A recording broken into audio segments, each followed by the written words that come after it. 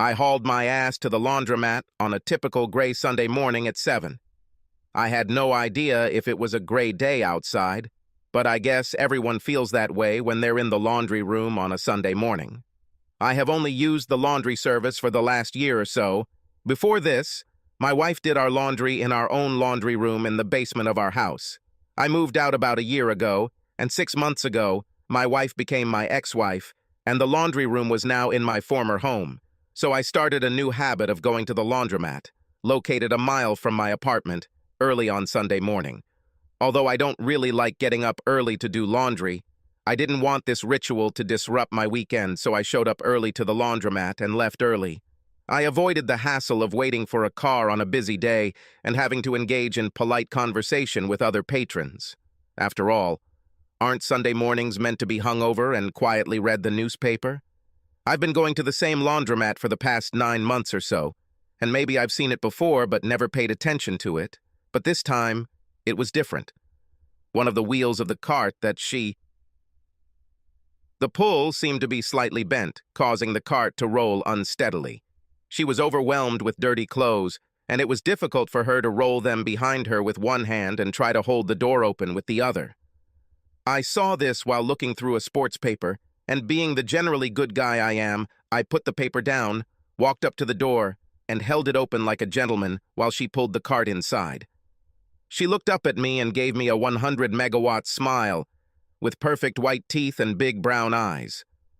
"Thank you, mister," she said, walking toward the row of washing machines along the far wall of the laundry room. I thought she was about 7 or 8 years old, mixed race or possibly Hispanic. With a head of long curly brown hair, she was simply charming. I turned around, expecting to see my parents walking behind me, but they weren't there. Now I was alarmed and intrigued. I watched a child load a whole stack of clothes into the washing machine without separating the colored items from the white ones, as I was taught. Then she put some washing powder that she carried in her cart, put the money in the car, and pressed the start button. She took a small teddy bear out of her bag, sat down on a chair, and began talking to it quietly while the washing machine did its job.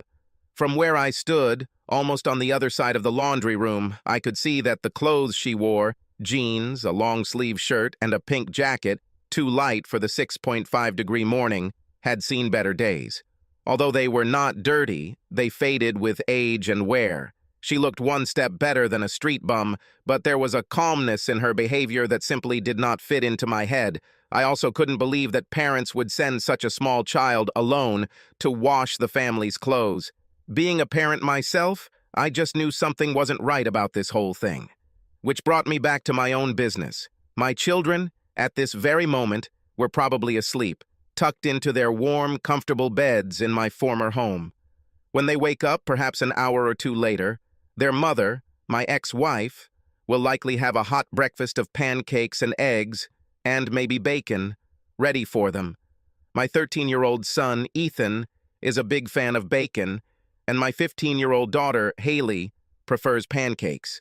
My favorite food was waffles, but those days of happy Sunday morning breakfast with family became a fast-fading memory.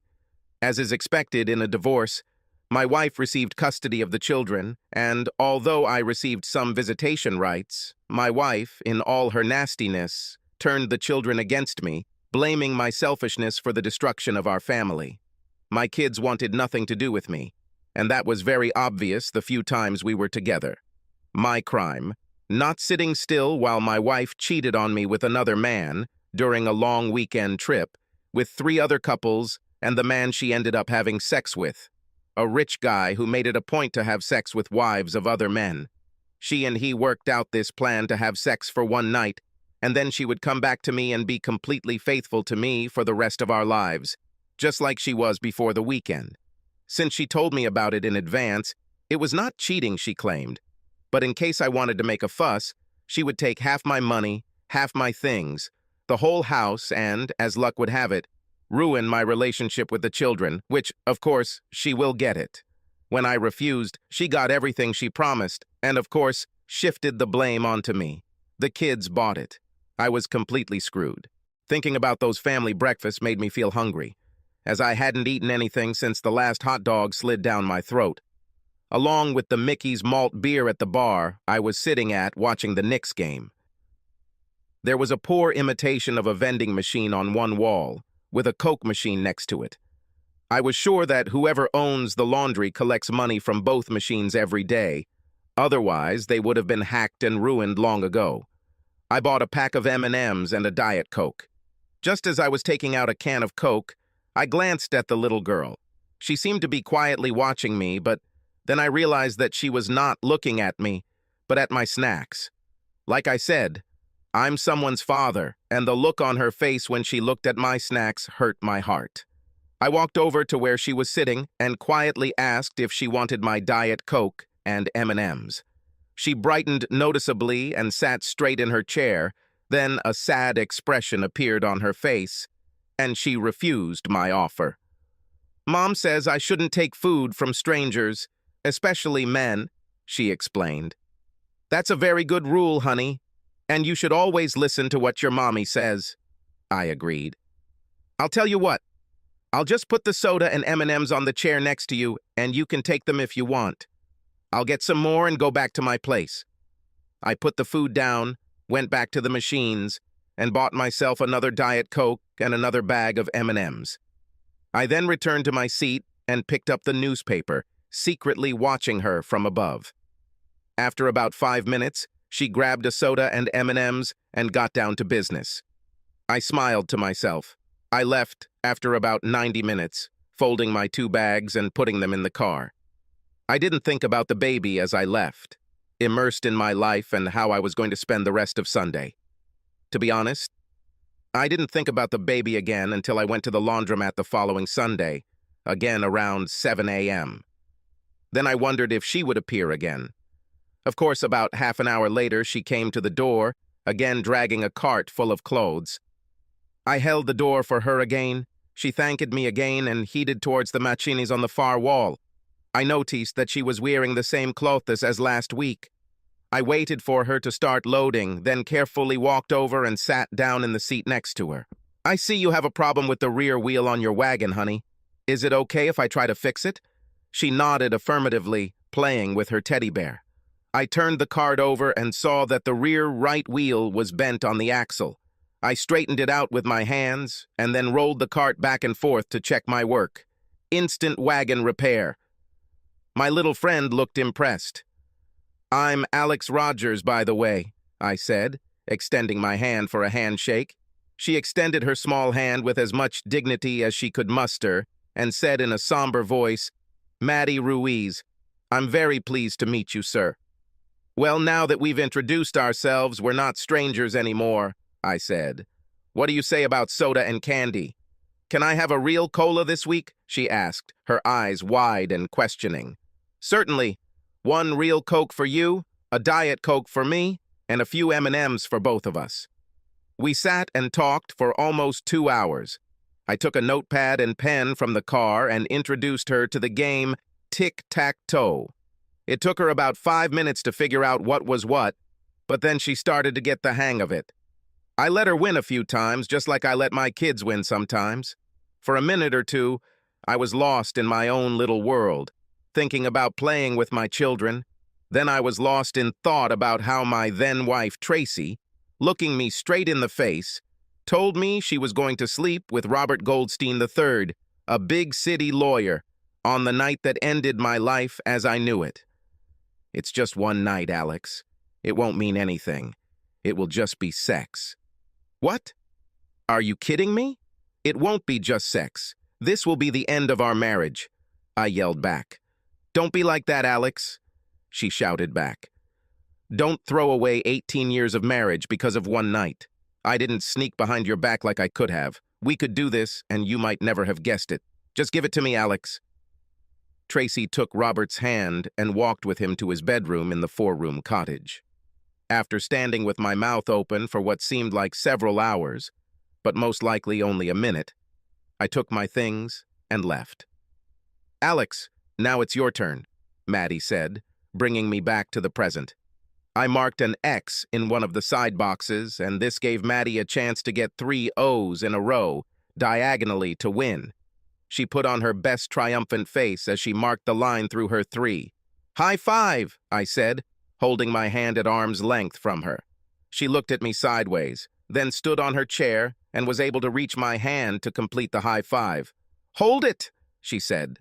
I stayed in the laundry room until Maddie's clothes were washed and folded. I offered to give her a ride home, but she said she couldn't agree because it was Mommy's rules. Mom is a smart woman. I'd like to meet her sometime, I said. Well, maybe someday. She doesn't go out in public very often, Maddie replied. We continued to communicate with Maddie as winter turned into spring and spring into summer. I started packing a small bag with sandwiches for both of us and snacks and bought soda from the laundromat. At this time in the morning, I didn't feel like eating, but I thought that if I ate a sandwich, she would eat too, and she was terribly thin. Then I started packing an extra sandwich, telling her she could take the extra one home for her mother. She didn't protest at all, and always thanked me. By this time, she told me that she was indeed 7 years old and would be a second grader in the fall at an elementary school in our area. My father wasn't home, and in fact, Maddie told me that she had never met her father. Her mother apparently worked outside the home while Maddie went to school, and although she didn't know what her mother did, she was always home by the time Maddie came home from school. Most often, he and his mother stayed in their apartment, sometimes going to the park when the weather was good. They mostly watched TV, and Maddie was familiar with almost all the latest cartoons that were shown on the children's channels. I couldn't name even one of them. There seemed to be no money for extra services, but the mother sometimes went on dates on Saturday nights, leaving Maddie after dinner with instructions to go to bed at 9 p.m. On Sunday morning, her mother woke her up, gave her money for one washing machine and one dryer, and sent her with a cart to the laundry. Truth be told, my life at that point wasn't much better than Maddie's, although I at least had enough money to live on. With alimony, mortgage payments, and child support, my lead programmer's salary didn't leave much money for extra fun, usually a random night out at a bar with friends. I didn't go on dates at all. I didn't miss it. However, I missed my kids, at least until I remembered how they treated me after Tracy and I broke up. I preferred to think about happier times with them, but reality always jumped up and bit me. "Where the hell are you?" Tracy screamed when I answered the phone at my house the morning after I left Robert Goldstein's lake house. My phone showed that it was 10:06. As far as I remembered, it was already 2:13 when I downed another portion of Eagle Rare bourbon. I must have eventually staggered to the bedroom and fallen asleep. "You left me to my own devices, in a house by the lake." "How do I get home?" she shouted at me again. "Fuck you! Let Robert Goldstein III take you home." I turned off the phone while she screamed something else. Hell, you can't hang up on a cell phone as quickly as you can with a landline. In the old days, I would definitely smash my phone against the wall by throwing it at it. The following Sunday, Maddie showed up at the laundromat 15 minutes later than usual and without her bag of clothes. Tears were streaming down her young face, and I thought she must have been robbed. She carried her teddy bear, holding it under her right arm.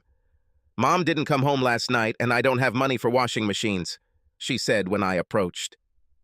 "Does she sometimes not come home?"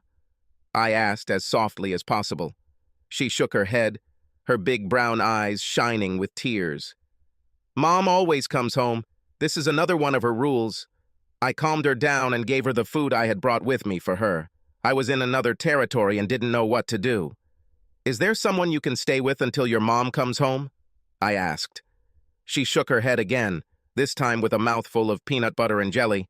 I knew I couldn't leave her alone in the apartment, but if I called the police without a plan, they would undoubtedly place her in foster care within a day, and possibly take her away from her mother forever if they thought she wasn't good enough to take care of the child, which I already had doubts about. "How about we go to your apartment and leave your mom a note saying we're at my apartment? She can call me when she gets home, and I will bring you to her." I saw her wheels start turning. It was a violation of one of her mother's rules, but since her mother didn't come home, I don't think she wanted to spend the day alone in her apartment. She finally nodded in agreement. After folding my things and putting them in the car, we went first to her apartment. We didn't collect anything from Maddie's apartment because there was simply nothing to collect there. The few pieces of clothing she had either already worn or were lying among the dirty clothes awaiting their turn at the laundry. I told her we would stop somewhere and I would buy her a few things, including a new toothbrush and comb. She smiled sadly. I left a note with my name and phone number on the middle of the small kitchen table. Then we went to get Maddie's things. I let her pick out a few tops and pairs of jeans, as well as underwear and socks at the nearby Dollar General. While she seemed absolutely delighted, I was trying to figure out what I should do if her mom didn't come back quickly. We watched cartoons and the Disney Channel. I prepared lunch and dinner for us, and at 9 o'clock, I put her to bed in the spare room. On the sofa. I planned to call work the next day and take a personal day to sort out some things. Maddie and I waited until lunchtime to go back to her apartment on Monday, but there was no sign that anyone had been there since the two of us the day before. I poked around the apartment a little and found a drawer in her mother's dresser that contained papers. Among the items found was Maddie's birth certificate, which I noticed did not have the father's name on it. Her mother's name was Fiona Ruiz. I took the birth certificate, along with a photo of Maddie and her mother. The photo was likely taken when Maddie was about 2 years old. She looked little more than a child. They hugged in front of the camera. Fiona looked to be about 25 years old and had the same long, curly brown hair as Maddie. They were both smiling in the photo, and although Fiona was a beautiful woman, her eyes still looked tired and sad. I wondered to myself if this look had grown over the past few years. Maddie watched as I carefully sorted through her mother's things. I tried to make light conversation with her and explained that I was looking for something that could help us find her mother. She seemed to accept it. When we got back to my apartment, I turned on the TV to the Disney Channel and sat Maddie down, then went to my bedroom, called the police, and reported Fiona Ruiz missing. I didn't have anything to say to the officer who took the call. Basically, I said that something had to happen to her for her to leave her child alone. "Is the child alone in the apartment now, sir?" asked the officer. "No, she's with me. I am the child's closest friend. I'll be happy to keep her with me until everything is resolved. If you agree to do this until the guardianship service contacts you, I will be very grateful to you. I was worried that Maddie would end up in a foster home somewhere. No one I know who was in foster care spoke well of the system. I knew I could do everything right if I was allowed to keep her." While I was thinking about this, somewhere in the back of my mind I remembered that my boss's wife, Darlene, has powerful friends in the social services industry. Maybe I can negotiate a favor. I'd like to think my boss and I were on good terms. I worked for him for 20 years and did a damn good job for his company. We always got along well on a personal level, and he and his wife were there for me during the divorce. Darlene Luster showed up at my apartment about 20 minutes after my conversation with her husband. She said she wanted to make a new friend. I introduced her to Maddie, and like the Pied Piper, Darlene charmed the girl within 5 minutes, and vice versa. When she left about an hour later, I hugged her and received a promise that she would do everything in her power to keep Maddie with me. Later that day, 2 police officers came to my apartment. They didn't have much hope of finding Fiona Ruiz. I gave them a copy of the photo of Maddie and her mum. On Tuesday, I returned to work, took Maddie with me and enrolled her in our company daycare. Darlene helped created about 15 years ago. I never used it for my kids because Tracy was a stay-at-home mom until the kids could look after themselves after school. But for me, playing a single dad, it was a godsend.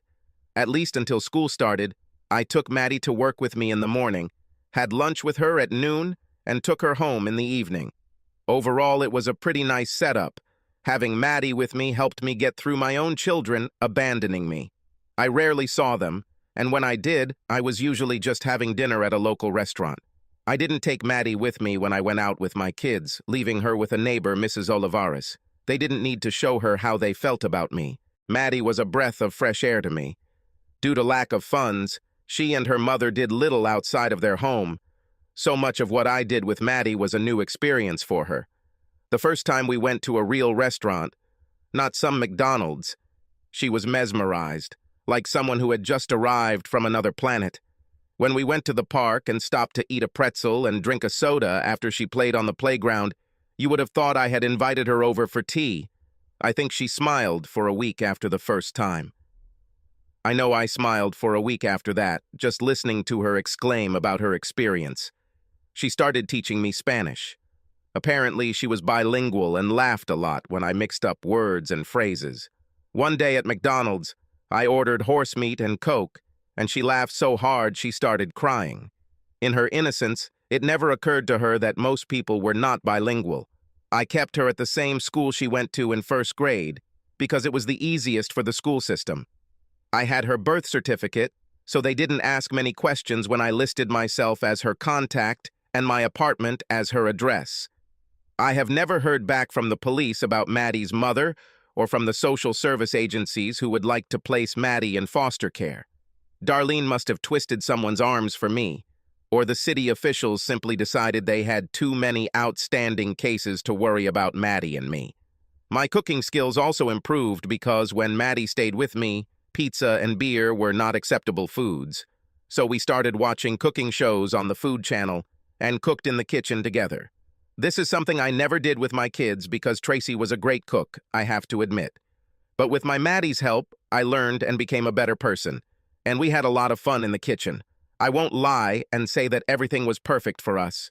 We had disagreements and problems like any other family, but this was just like any other family. We've been together for just over a year, and Maddie and I have grown into our own version of a family. And this was pointed out to me at Maddie's school, at the beginning of third grade. One evening, we were at a school open house, and were walking down the hallway when one of Maddie's friends and her parents came up to say hello. Maddie's friend introduced her parents as my mom and dad, and then Maddie introduced me as her dad. I had never even thought of our family in those terms, and when she called me her daddy, I almost fainted from the incredible joy of hearing those words. I choked for a second, my vision blurred, and I had to apologize to Reynolds for my moment of silence, saying that I had a piece of snack stuck in my throat. Maddie realized this, looked at me askance, and squeezed my hand. She never called me Alex again, and nothing could have pleased me more. I was having so much fun being a parent again that I didn't even notice that I hadn't dated a woman in over 2 years when Maddie brought it up at the grocery store one day. We walked up and down the aisles, filling the cart with items from our shopping list, when in the produce section we passed a short woman. I didn't think anything of it, but Maddie glanced twice at the woman as we passed her. "Wow, Dad, this is a really beautiful woman. You should ask her out," Maddie said. I was looking at my shopping list when she made this statement, so I immediately stopped the cart and took a closer look at the woman we had just passed. She was wonderful. And then she looked up at me, and we smiled shyly at each other. "Well, aren't you going to tell her something, Dad?" Maddie asked, looking at us. At this point, I wanted the floor to swallow me up, but what the hell? Maybe the woman would give Maddie and me a pass, so I tried it the old way. "Hi, I'm Alex. This is Maddie. Like you just heard, Maddie thinks I should ask you out or something," I stuttered. "And what do you think?" she asked, looking me straight in the eye and giving me $1 million smile. Ooh. I was completely blown away.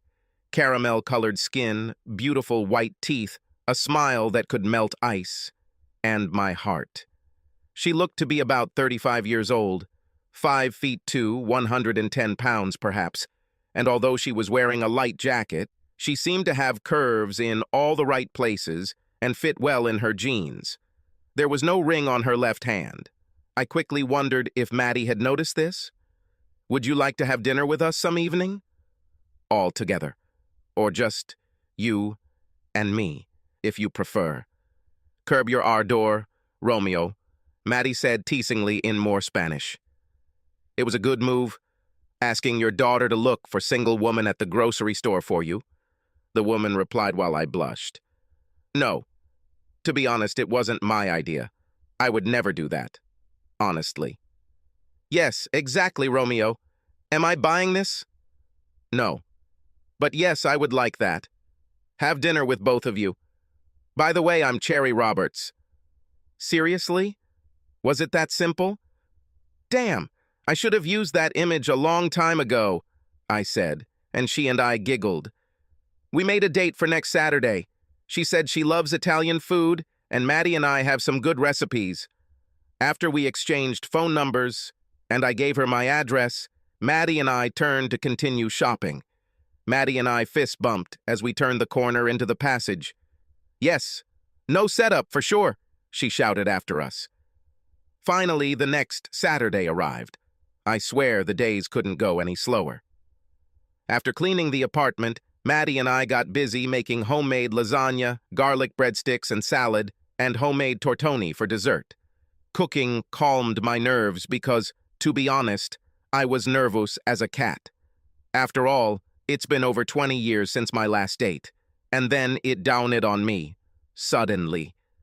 It's been 20 years since my last date. Of course, all of those last dates were with Tracy, and I had to think hard to remember who I was dating before Tracy and I got together. I think it might have been Marianne Rizzo. Last I heard from her, she married the next guy she dated after me. I wondered if they were still married or if her marriage had gone in the same direction as mine. "Calm down, guy," I finally said to myself. "It's a date, just a damn date, and you're already thinking about marriage." I wasn't the only one who seemed ready for this.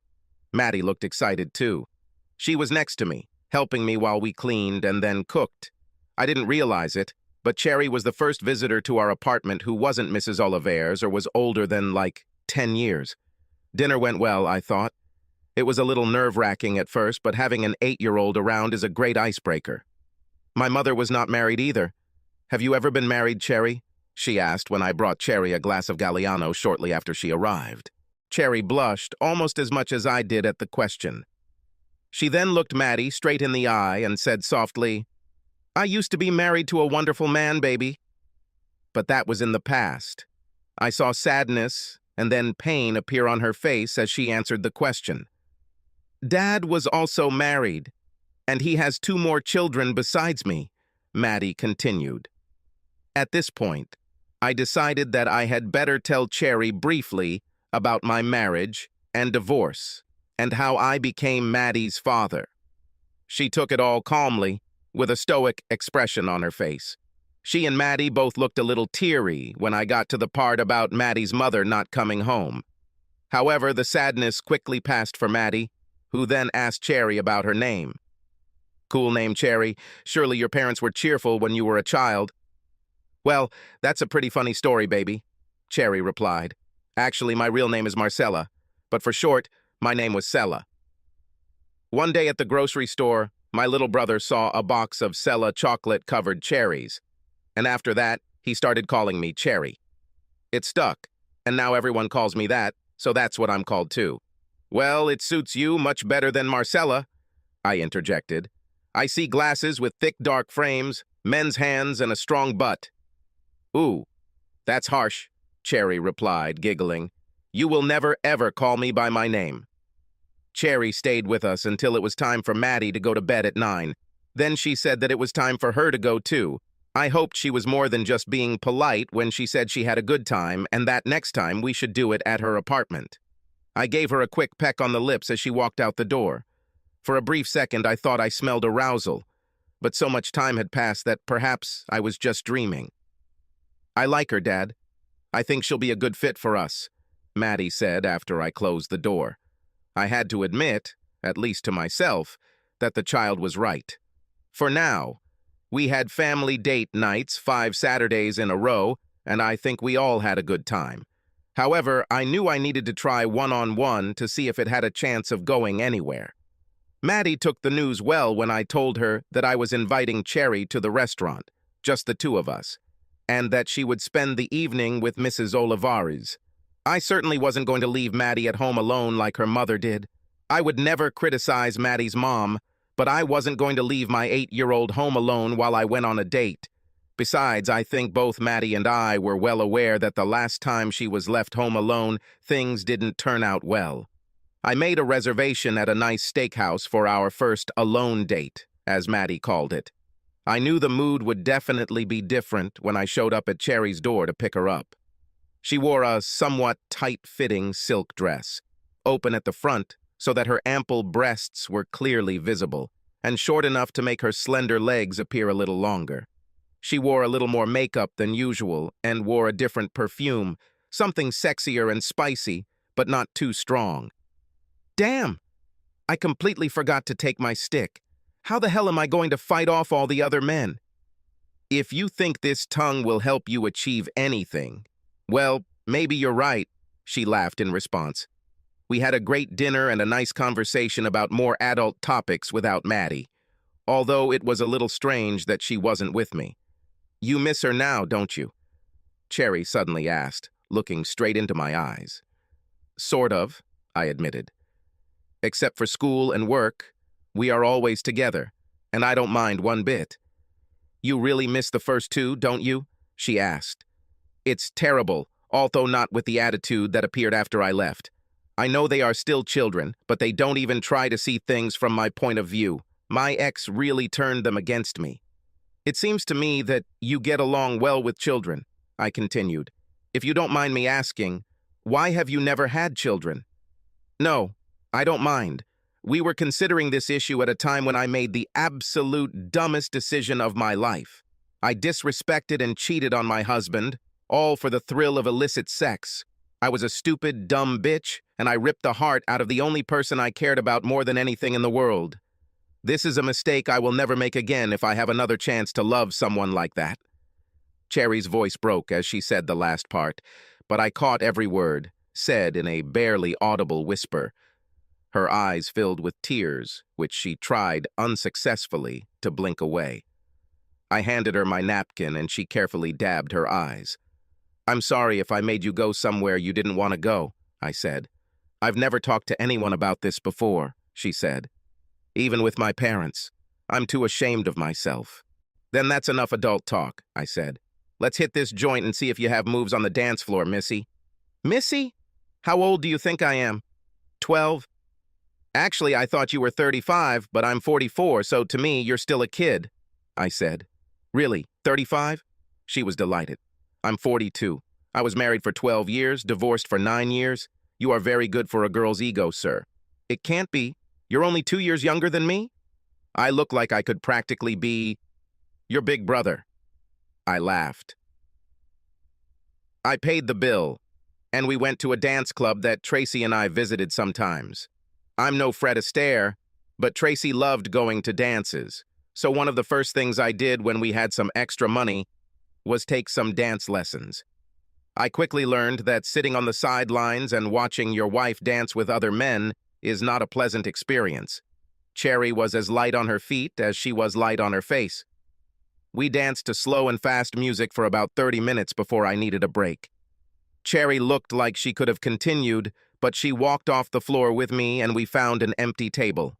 I went to the bar, and before I could leave the table, the first vulture swooped down on him. I watched what was happening from the corners of my eyes, trying not to appear too noticeable. I saw Cherry smiling and laughing. The vulture must have been a little funny, but she didn't move away from the table. I was more than pleased. She sucked on her margarita when I handed it to her. Very soon, vulture number 2, a guy of about 25, arrived. He acknowledged my presence, but still turned to Cherry and asked if she wanted to dance. Sorry, Slick, but the lady is with me. I don't really like it when people disrespect me, especially children.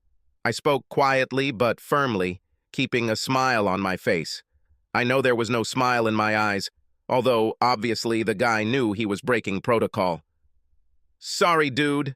I didn't know you two were a couple, he whined before sneaking away.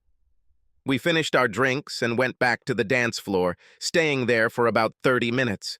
Another guy tried to butt in, but at least he had the sense to ask me first. When I told him no, he took it as normal, extended his hand and said, "You shouldn't blame a person for trying. She is gorgeous." We returned to the table and both drank another glass. Just as we were finishing up, another vulture swooped in and asked my permission to dance with Cherry. I was tired, but decided that if she still wanted to dance, then I would let her go. She shook her head, and I told him the bad news. I took her home, and she invited me to come over for a while. It was only 10:30 p.m., and I agreed. We drank a glass of wine and talked easily for another hour. At that moment, I stood up, and she stood up with me. I didn't know how to end the date, and I must have looked like the proverbial deer in headlights because she giggled, which I really liked. I blushed deeply, and she knew I was in big trouble. "Don't worry, Alex. We're not in a hurry, are we?" She seemed to coo. 2 weeks later, in my bedroom, I broke my zero streak for 2 years. It wasn't anything wild and crazy because Maddie was sleeping in the next room. But I can't tell you how good it felt to have the relief of a real woman in your arms. I didn't last long, but Cherry seemed okay with it. Although it was not part of the evening's plans, Cherry spent the night in my bed, pressed against my arm and chest. When we both got up for breakfast, she went to my closet and came out wearing a white shirt that covered the essentials, but still looked incredibly sexy. We headed to the kitchen where we were soon joined by Maddie, who let out a squeal when she saw Cherry was still with us. She ran up to her and threw herself into Cherry's arms, almost knocking her over. They hugged tightly, and both seemed genuinely happy to be in each other's arms. It was almost comically affectionate, and I rolled my eyes at the couple. "Pancakes! Pancakes!" they both shouted in unison. "Chocolate chip pancakes!" I shouted back. 6 months later, Cherry moved in permanently, and we became the 21st century version of the Brady Bunch. Even though I was still paying alimony and child support, I was making a decent amount of money, and Cherry worked at an accounting firm and was also making a decent amount of money. Maddie didn't lack for much, although she didn't ask for much. I think when you grow up without a lot, almost everything can feel like a lot. I think it's all relative. And while we may have been a modern version of the Brady Bunch, I think we looked like a modern version of the Odd Couple, in this case, the Odd Trio. We were black, white, and Hispanic, and each of us had our own last name. Some of these issues were resolved when I enrolled Maddie in 4th grade in the fall. I listed her name as Maddie Ruiz Rogers. She was with me when I registered her, and her eyes got big when she saw what I wrote. She didn't say anything until we left the school, then she practically exploded. "I can be Rogers like you? Is it true?" she squealed. "Not exactly legal, at least for a few more years," I replied. "But according to the Rogers rules, you have the right to join the club." I made air quotes when I said Rogers rules, but that didn't stop Maddie at all. She jumped into my arms and started kissing my cheeks. After 30 seconds of celebration, Maddie pulled away and gave me a cold look. I was a little taken aback until she spoke. "When can Cherry become Rogers?" she asked. "You know, this is a very good question. I'll have to think about it seriously." And I thought seriously. In fact, on the anniversary of our first date, I asked Maddie to stay with Mrs. Olivares while I went to the jeweler after work, where I bought gifts for Tracy. Cherry said she would be home late and would have dinner herself, so I figured I had a couple of hours to find the right ring. It was a little after 6 when I walked out of Jean Horowitz Jewelers, having just designed a custom engagement ring. After ordering pizza for Maddie, Mrs. Olivares, and me, I drove to my favorite pizzeria in a small shopping center. Just as I was about to get out of the car, I glanced at a small but fashionable eatery located just a few minutes away.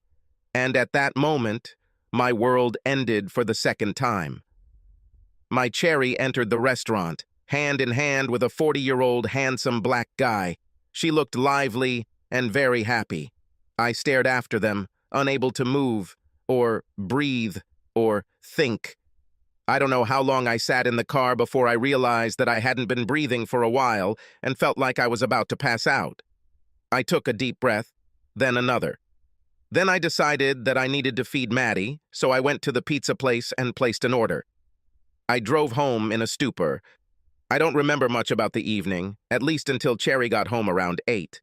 She was still animated and seemed to be in great spirits when she walked through the door. "Hello. You'll never guess who I ran into tonight.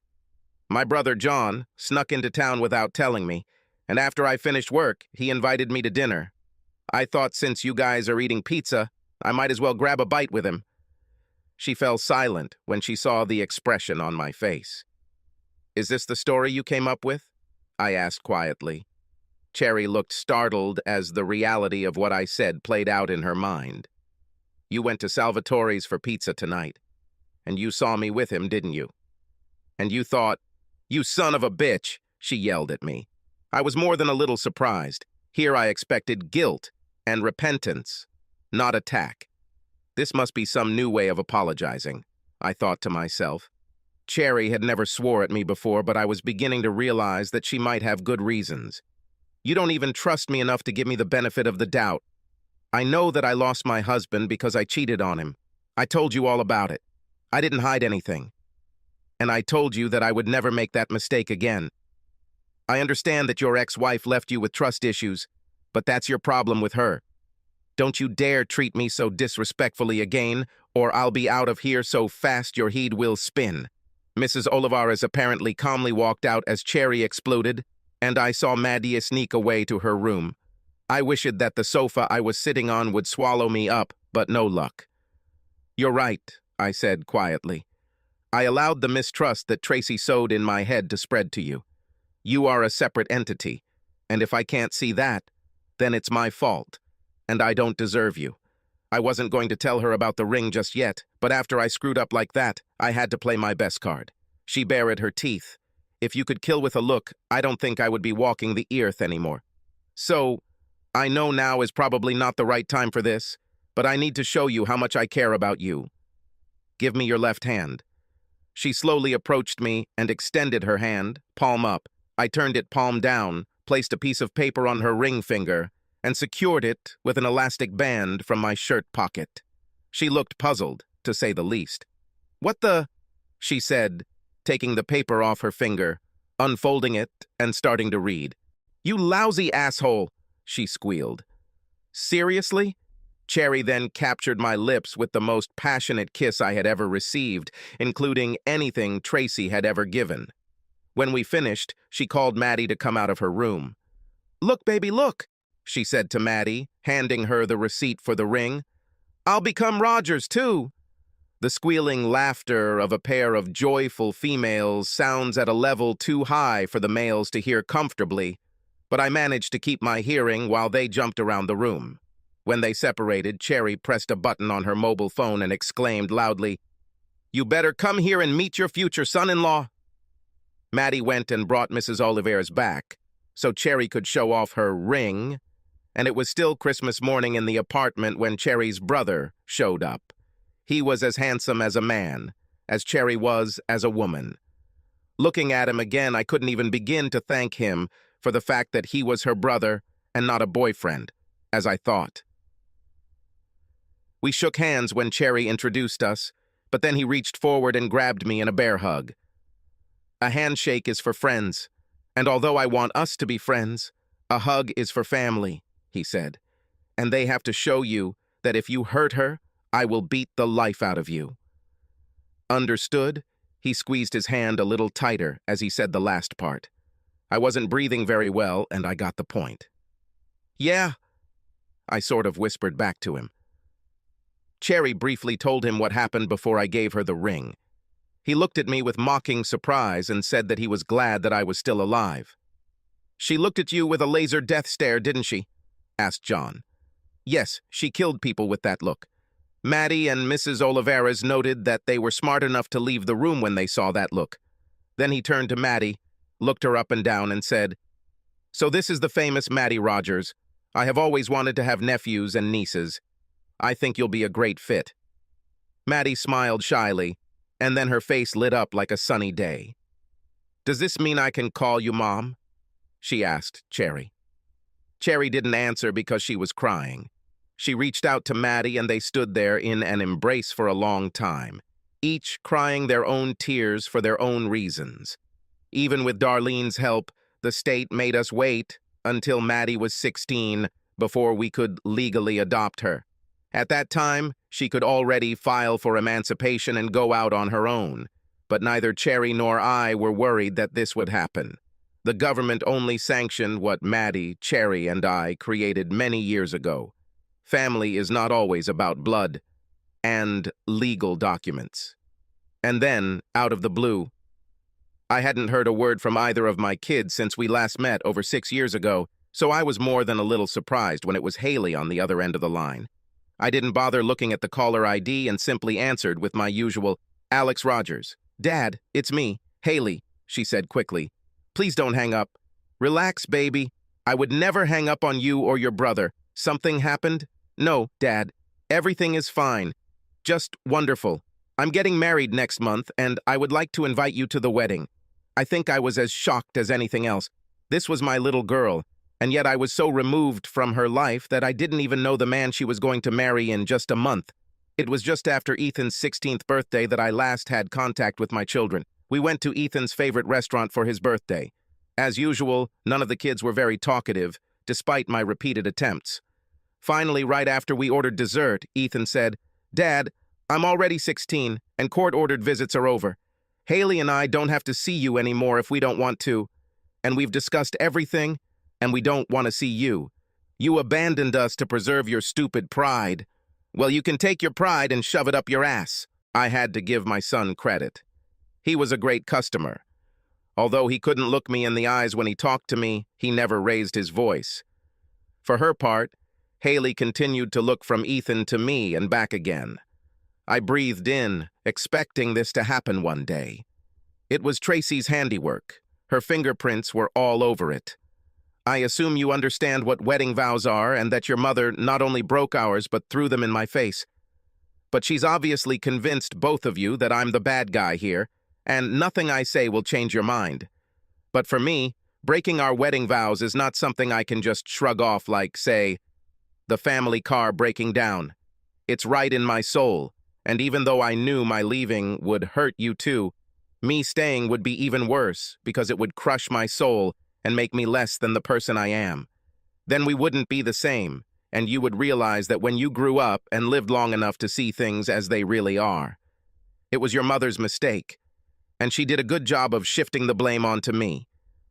Well, I won't take the blame. If this is what you both want— Dad, Dad, Haley said, bringing me back to the present. Don't you want to go? I really want to, Haley, baby. You know, I even put money aside for the day when this happens, I answered. You don't have to worry about money, Dad. Bob took care of it. Bob? I asked. I guess. But we're talking about Robert Goldstein III, aren't we? There were notes of irritation in her voice. Then they were replaced by pity. You didn't know then, apparently. Mom married Bob about 6 years ago, after we stopped seeing each other, she said. So this bastard ruined my marriage, ruined my relationship with my kids, ruined me halfway financially, and then married my ex-wife. And all this because of my pride, Haley? Every time my son demands an apology from me, don't be like that, Dad. I'm not inviting you here to cause problems. You won't give me away. You won't sit in front of your family. I just want you to be there, okay? Okay, Haley, on one small condition, that I can bring my family with me. Your family? Yes, even a loser like me has a family, Haley. I have a wonderful wife and we have an amazing daughter. You'll like both of them, if you ever spend any time with them. It was Haley's turn to get lost in thought. I never told her or Ethan about Cherry and Maddie. Honestly, I didn't want their mother to know. Do you have another child? Does she know about me and Ethan? She asked, almost as if in a trance. Maddie is 16. She is adopted. She and I have been together for 9 years. I almost literally found her on the street. She knows everything about you two. What we once had, and what we no longer have. She is cheerful and full of life. She too had a setback, and we were there for each other at a very bad time in our lives. Almost like it was scripted. Well then, I'm looking forward to meeting the rest of the family, Haley said, recovering from her shock. The wedding took place on Saturday evening, in rather luxurious surroundings, as befits the daughter of a fairly successful lawyer. We must pay tribute to old Bob. He did not skimp on his stepdaughter. The service itself took place in a beautiful old church in the city. The girls and I timed it so that we got there right before the service and sat in the last row. Yes, I noticed old friends and family, but the fact that we arrived right before the service meant that we didn't have to socialize ahead of time. And when Haley and Mark were leading the procession out of the church, I received a kiss in my direction. We arrived at the reception in time enough to grab a table at the back of the room, which honestly wasn't fair to Cherry and Maddie, who had a girls' spa day on Friday and then both bought new dresses. Cherry's was sophisticated and sexy, and Maddie looked 21 when she wore full makeup for the first time. Every father's nightmare. But they both respected my wishes and didn't complain when we sat down after I went into the bar to get a glass of wine for Cherry and me and a Coke for Maddie. As I expected, various friends from earlier times began to stop by the table to say hello and chat as soon as they noticed me. Then Tracy's parents, Rhonda and William, arrived. Rhonda started crying as soon as she leaned in to kiss me. William hugged me tighter than when Tracy and I were married. I introduced Cherry and Maddie. Both Rhonda and Bill looked a little awkward, but I figured that was understandable. I'd been married to their daughter for 18 years. Since I didn't have a say or pay for the job, I didn't think it would be right for me to move around and work the crowd, so to speak. So the girls and I mostly stayed at the table when people came up to us. But I'm no fool, and I could see the reaction of many people who knew me that I was with a gorgeous black woman and a Spanish-speaking princess, in particular the reaction of the wives of former friends. You'd think I'd brought a trophy wife to the party. And just at that moment, Tracy and Bob, our congenial hosts, appeared. Being married to someone for almost 20 years takes you into every nuance of someone's personality. And from the first moment Tracy laid eyes on Cherry, I knew she didn't like her.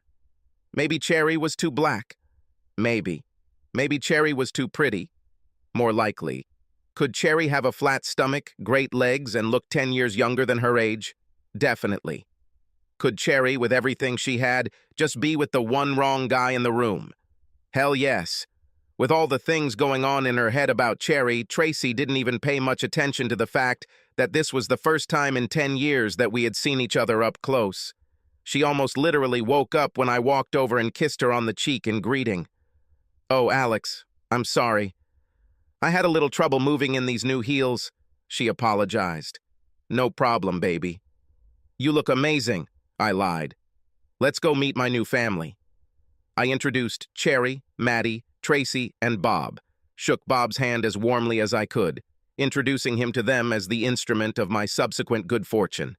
Everyone except Maddie winced when I said this, but my daughter gave me a devious look and squeezed my left elbow. "Did I tell you this kid is sharp?" We chatted for about 5 minutes, not really saying anything, until Tracy and Bob left, and the bride and her new husband arrived. As Tracy and Bob walked away, Maddie shook her head slightly, indicating that she was no more excited to see them than I was to see them. My second daughter, my fiancée, greeted me much warmer than I expected. She hugged me and began to cry, while my new son-in-law, Cherry and Maddie, stood in silence. I was completely taken aback by this and didn't know what to say when she finally let me go. "Forgive me, Dad, for everything," she wheezed. "I never understood what you were getting at until I repeated my own vow about 2 hours ago." Right as I was saying the oath, I was struck in the face by what you went through when your mother cheated on you and broke the oath. I never understood. I blamed you and your damn pride, just like Ethan. And now I understand completely. You were absolutely right when you acted the way you did, and she was absolutely wrong when she not only acted the way she did, but also blamed you. How can I make up for the pain Ethan and I caused you? There was a lump in my throat the size of a football. I haven't cried since I tore cartilage in my knee playing soccer in 10th grade, but I came damn close, standing here with my family gathered around. How about you first introduce me to this handsome guy you made a vow with, and then do me the honor of dancing?" I replied. "Oh yes, of course," she said, somewhat embarrassed. "You haven't met the man of my dreams yet. Mark Westinghouse, meet your second father-in-law, Alex Rogers, my real father." We shook hands sincerely, and then I did my duty as a father and threatened him with my life if he ever hurt my daughter. I introduced him and Halle, Cherry, and Maddie, and while everyone was introducing themselves, the orchestra started playing. "Dad?" Haley asked, tilting her head towards the dance floor. "I'm completely fascinated," I said, taking her hand. The crowd, which had started to boo louder when Haley greeted me, booed even louder as I led Haley onto the dance floor. I knew that at this point, I was starting to resemble Tracy and Bob, but I had many years to catch up. The band played what I like to call children's music, and although I hated it, I knew how to dance thanks to being married to a goddess who loves to dance. Haley was shocked that her newfound father was such a Renaissance man, and we actually lasted 2 songs. By then, most of the crowd had gathered around the 2 of us. When the second song ended, Haley gave me another big hug, the crowd cheered, and Cherry and Maddie were waiting for me with bright smiles on their faces. I grabbed their hands and pulled them both down to the floor with me, and the 3 of us did our thing while everyone else joined us. "Well, look at you, Mr. Rhythm," Cherry said in my ear as she came closer. "Who would have thought that marrying off a daughter could be so much fun?" I told her, quickly turning to Maddie. "Well, let's wait a few more years. I'm not sure my heart can handle all this fun." "Turn me on, old man," Maddie smiled back. All 3 of us stayed on the floor for 6 more songs. Then I left my girls, went to the bar for an ice jack, and sat down at my table to rest. As I watched Cherry and Maddie thoroughly enjoying themselves on the dance floor, I didn't notice Tracy come and sit next to me at the table. She touched my shoulder, and I instantly realized whose touch it was. "This should have been our day, not Bob's and mine," Tracy said, leaning close to my ear. "You threw away 18 good years. For what? You obviously didn't love me enough. I didn't turn my head in her direction." "No, you're the one who clearly didn't love me enough to not do it at all. Especially after I told you what would happen if you did it. You didn't love me enough and you didn't respect me enough. But hey, you got Bob in a deal, and he's a pretty good catch, I'd say. And I got Cherry and Maddie, to quote the Rolling Stones. You can't always get what you want, but if you try, sometimes you can find what you need. You were an asshole then, and you're an asshole now. Maybe, but I'm a lucky asshole who didn't lose a minute of sleep because of your bad decision. And no, I wasn't expecting an apology. I'm fine." Ethan came back into my life when he began a serious relationship with a woman several years ago.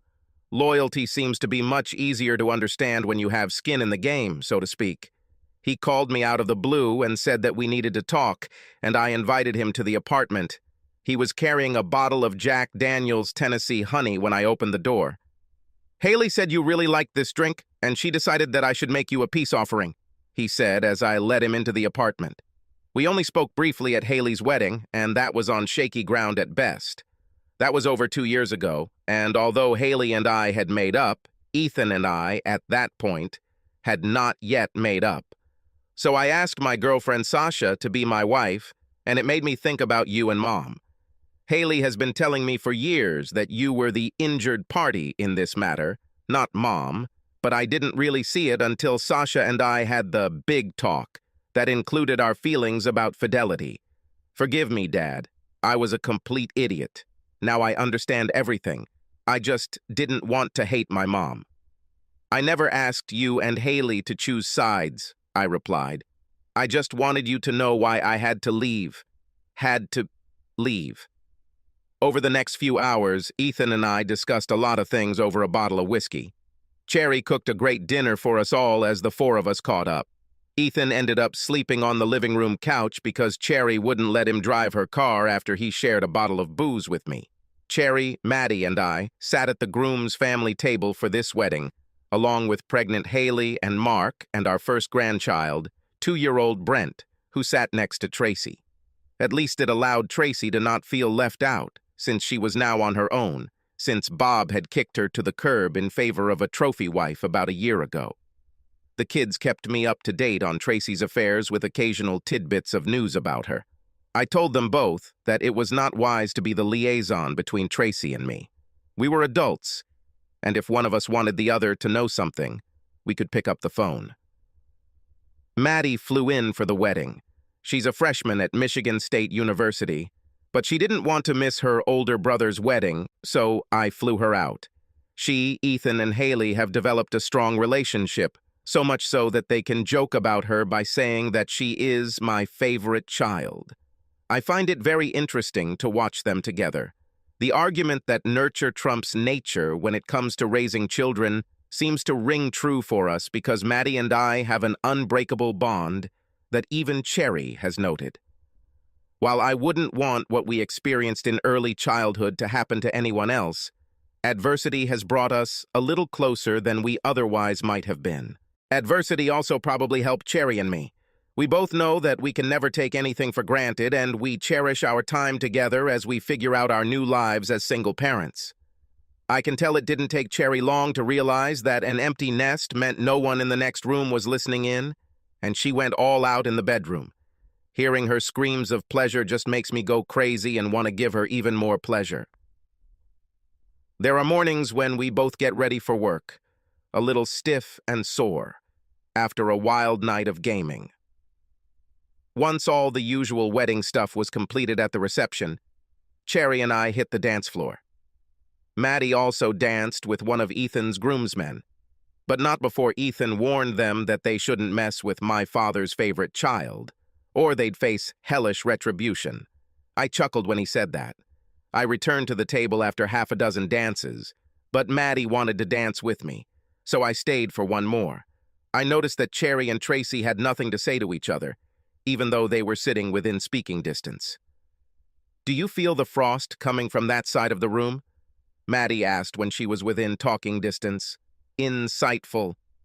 When I finally returned to the table, Cherry stood up and joined Maddie on the dance floor. A minute later, I felt a touch on my shoulder. Obviously, we have entered the second round, I thought.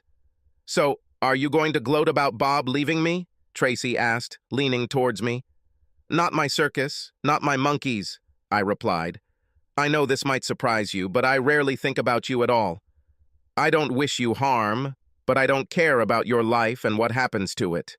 We had 18 wonderful years, and that was many years ago. I have a new life now, and I don't want to waste time thinking about the past, or what could have been." I had been watching the dance floor while we were talking, and now I turned to face Tracy. And then I saw her fear. Fear of going into retirement alone. This was another factor that she apparently didn't take into account all those years ago, because she thought I should back down in the face of her threats to ruin my life in the divorce. For a brief moment, I almost felt sorry for her, but then I realized that she would try to crush my soul if the roles were reversed in this conversation. "You know I was an asshole then, and I'm still an asshole now," I said, getting up from the table and joining my girls on the dance floor. Subscribe to our channel so that your second chaff doesn't cheat on you, and go ahead and listen to the next story, because this story is nothing compared to the next one. If you're under 18, don't even think about listening to the next one.